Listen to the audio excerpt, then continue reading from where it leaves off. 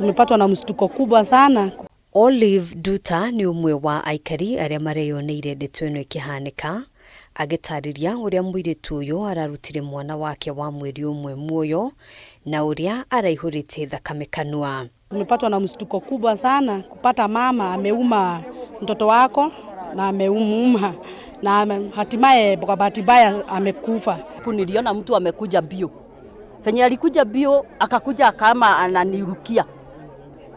Kugeuka hivi alinisika vizuri sigo, hata sigo saa hii inauma. Akanisika kabisa. Nikamuuliza ni nini wewe? Akaniuliza, akaniambia twende. Kugeuka hivi niliona mtu amenisika vizuri na akona damu kwa mdomo. Muiritu uyu arari na matukoya akiruta mikana ya gutharikira mundu o wothe ungiramukuhiriirie na matanya makugeria kumutunyukithia mwana. Yule yote alikuwa anapatikana naye kwa njia, alikuwa anamshika na anza kumpiga mateke. Sasa hilo harakati wakifika kwa gate, mama mwingine hapo alikuwa anakuja kumtembelea. Kashika kaanza kuvutana na tukaingia kwa plot. Nilipatana na huyo mama asubuhi akiwa kwa plot. Alikuwa ameshika landlord hapo, anamvuta na mpeleka kwa nyumba.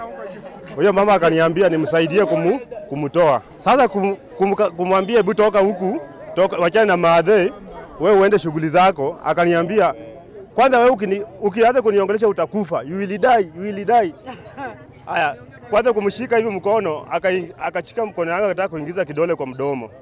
Hata aliingiza kidole kwa mdomo uzuri, mimi niliona nikatoa haraka. Kuringana na Frederick murugamiriri wa nyumba kuria muiritu uyu araikaraga, aya gukorwo arari na thina wa kimeciria kuona muthuriwe amutiganiirie aheo mwana kuria araikaraga ari wiki atari na uteithio o wothe. Tumekaa hapa naye miezi 6 na vile ninamuelewa akona depression ya maisha, yeye na bwana yake vile walikuwa naishi. Hii maisha imekuwa gumu, lakini hatusemi tutauma watoto ndio maisha ikuwe rahisi.